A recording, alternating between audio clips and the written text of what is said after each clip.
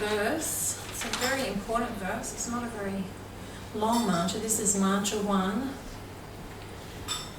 of the Sri Ishopanishad. This is a wonderful book. It's much more than a book. It's called the 18 Pearls of Vedic Wisdom.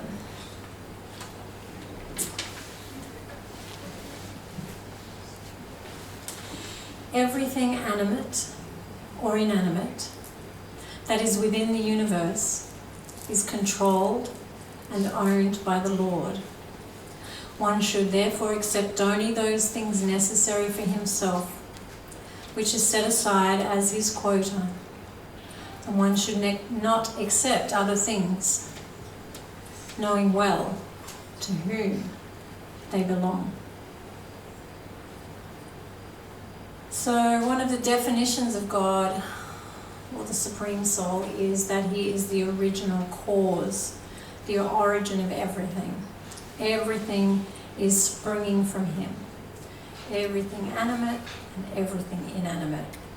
All the material energy is coming from him, and all the spiritual energy is coming from him. So there's no, some people say, well, what's God's origin? He is the origin. He doesn't have an origin, he is the origin. Whereas we have an origin, you can trace back, or where do you come from originally? From the Supreme. But even in this lifetime, these bodies have an origin, the mother and father, and their bodies had an origin. But God doesn't have an origin, he is the origin. And in the Bhagavad Gita it says, earth, water, fire, air, ether, mind, intelligence, and false ego. All together these 8 comprise my separated material energies. Besides this inferior nature, O mighty armed Arjuna, there is a superior energy of mine, which is all living entities who are struggling with material nature and are sustaining the universe. So everything in this universe is made from these elements: earth, water, fire, air, ether, mind, intelligence, false ego. So that's what our bodies are made of. That's what everything that we can see with our eyes is made from. But there's also superior energy, which is us, the Jiva Atmas. We're actually spiritual energy. Both the body and the spirit soul originates with God. And so matter is atoms. Everything is made up of atoms in this material realm, and these atoms come together to manifest forms, and then that form becomes unmanifest again, and then those atoms go together to make different forms, constantly evolving. Us, the spiritual energy, we remain the same. We are constantly the same, unchangeable. And this is one of the reasons why everybody wants stability in their life. They don't want change. Some people really fight against change, We don't like change.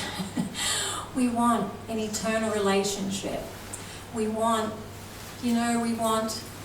a house we don't have to get kicked out and move. We moved, I counted once, I think it was like 20 times when I had the kids. And it was really unpleasant, just constantly moving, because the place had come up for sale, and then the new owner would buy it, they didn't want to rent it out, and it was like, you're just looking for this stability in your life constantly. And you're not going to find it in the material world. There's no stability here. It is constantly changing. Minute to minute, hour to hour, year to year, things are constantly changing. But we are wanting that stability because it's natural for us, the soul, to have that stability. So this mantra really takes in so much. It's a really big subject, really. We're just going to touch on things at the moment, just because it's a Sunday night, so it's a very short talk. But what we try to do with our lives is to become controllers or owners of things. We want to own things, we want to control things. And this is actually not the right way of viewing things from a Vedic perspective, because nothing actually belongs to us. Those atoms, those forms were there before we came along, and they're going to be there after we leave. And, you know, life is like, it reminds me sometimes of those, I don't know, does anybody remember those supermarket games? Years ago, I remember as a kid, it was probably too old for some people here, but they had these supermarket games and everyone used to watch them. And people would go into the supermarket and they'd have a trolley and they'd have to try and fill the trolley up with the most expensive groceries. And whoever had the most expensive groceries, like, you know, they'd add it up at the end, they got to keep the groceries. So does anyone remember that? Yeah. It was quite fun. I used to like watching it. And so, you know, they go running down the aisles, like, you know, the bell would go off and they just go running down the aisles, and they go to the most expensive aisles, like the pharmaceutical aisles, and they get the nappies, all the expensive stuff, because the more expensive stuff, the more it'd add up and the more they could keep, you know. So they'd go to these really expensive aisles. And you know, there was always a winner at the end, and they got to keep the trolley load of groceries, you know. So people view life like that. It's like, however much you can fit into your life, it's like, get it all, you know. It's like, I always think we're sort of like going through life trying to fill this supermarket trolley. But the problem is, at the end of this life, we don't get to keep any of it. We have to leave it behind at the checkout. So it's quite different. The ending is different. It's a totally different result. So as I was saying, the stuff's already been here before we arrived, and it's going to be here when we leave. And they're just atoms coming together to create forms and then becoming unmanifest again, and manifesting and becoming unmanifest. So, you know, we have to realize that, you know, we are actually spiritual beings. We are a spark of the Supreme Being, of God. We have this really close relationship with Him. And He's like our Father. He has given us this material energy to use, and we should see it as we are like the renters. We're not the owners. We don't own anything. Everything belongs to God. Everything. Our bodies, you know, our house, everything. This energy is originating from God. So if we viewed things properly, we would know that we are a spiritual being, distinct from matter. So there's two distinct energies in the world. There's matter, and then there's the spiritual energy. And nothing actually belongs to us. It's in our care for a certain amount of time, and He's given it to us to use. But we don't see it in an exploitive way.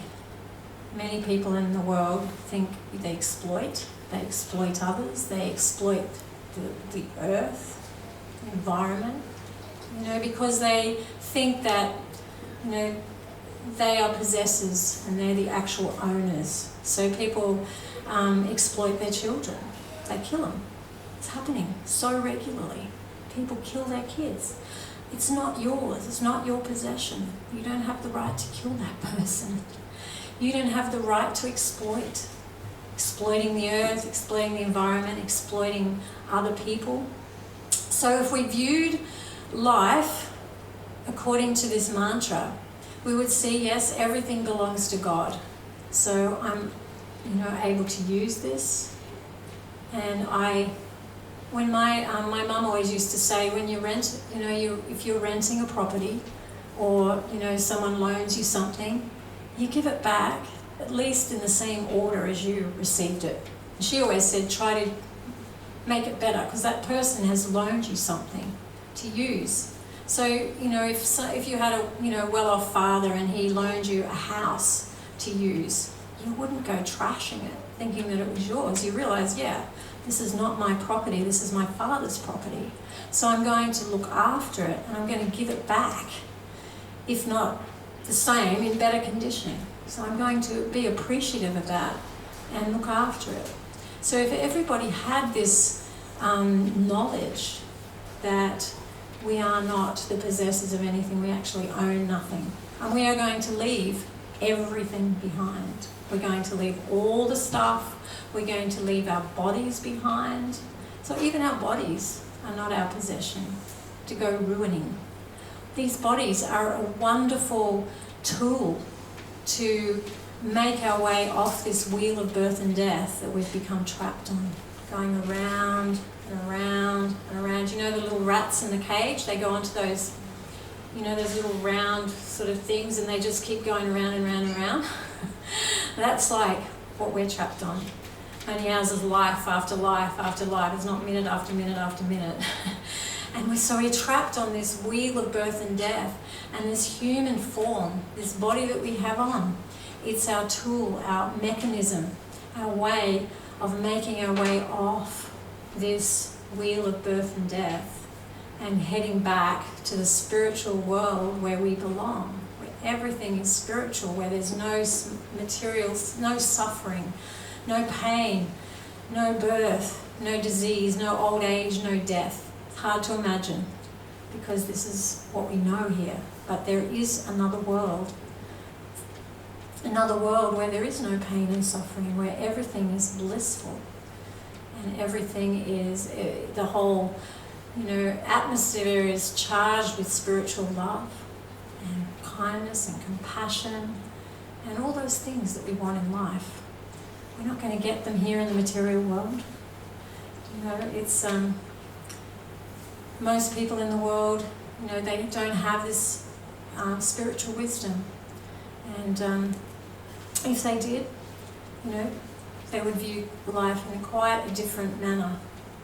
And we would take care of the earth. We would like it says here that, we don't, one should accept only those things necessary for himself, which is set aside for his quota. And one should not accept other things, knowing well to whom they belong. So, in this world, there's enough for everybody. There's enough for everybody. But there's not enough for greed. So you've got, countries in this world that have so much money, most of the money's in certain countries, And then there's other countries where people don't even have enough to eat. They're dying of starvation. They don't have a roof over their head. So it boils down to man's greed, exploitation of this world that doesn't belong to them. They want to be the controller, they want to own and control because they think that being the owner and controller is going to make them happy. But it actually is never going to make you happy because it's so far from your natural condition that you will never be happy while you're trying to be the owner, enjoyer in this material world and exploit everybody, exploit other people, exploit the earth. So this mantra is a really important mantra to take on board. And we realise, our children, they've been put in our care to raise with love and care in the best way possible. We don't own those children. They're not our possession. That we've been given that, that job to look after them. But we realise that they are actually children of God. They're sparks of the Supreme. And we do the best we can to raise them to the best of our abilities. But we don't exploit them. We don't think of them as our possession. We don't, we think of our body. It's owned and controlled by the Lord. It's also not our possession. So we look after it. We look after the earth. We don't exploit the earth. The environmental people are starting to become aware of just how the impact on the environment now, but it all comes from exploitation. People trying to make money and be the owner and controller. So if we all took this wisdom on board, we would realise that we're the renters We look after things, they're not belonging to us. And the world would be a much nicer place to live in. People would be more caring towards each other. The earth would be a better place to live in. There wouldn't be greed. There wouldn't be some countries with so much money that they dump tons and tons of grain into the ocean because they don't want to ruin the economical price, the price of certain grains and things. They want to keep the prices up. There wouldn't be this sort of exploitation. There wouldn't be countries where there's no food. So, people say to me quite often, so what happens? The world is so overpopulated. One of our spiritual teachers actually said that the earth could cope with 4 times the amount, many more times than the population as it is now, if people lived according to this mantra of the Sri Ishopanishad. And we only took enough for our needs and no more. So there's no need storing things. Can't take it with you. We just need a little. And it's amazing how you can start to scale down. I gave up a job. I was earning quite good money. And I thought, I'm going to have to scale down a lot. And, it's just been a gradual process, but it's amazing how little you actually really need. We want stuff. But when it comes down to our basic needs, it's quite small. And, I'm still cutting back, going, I don't really need that. I can cut back a bit more. And so life can become very nice and simple and much more peaceful. As they say, simple living and high thinking. It's a really good philosophy to follow. So this is a little bit about Sri Ishopanishad Mantra 1, understanding that everything animate and inanimate is owned and controlled by God. So we have to stop being controllers and realize that we're renters.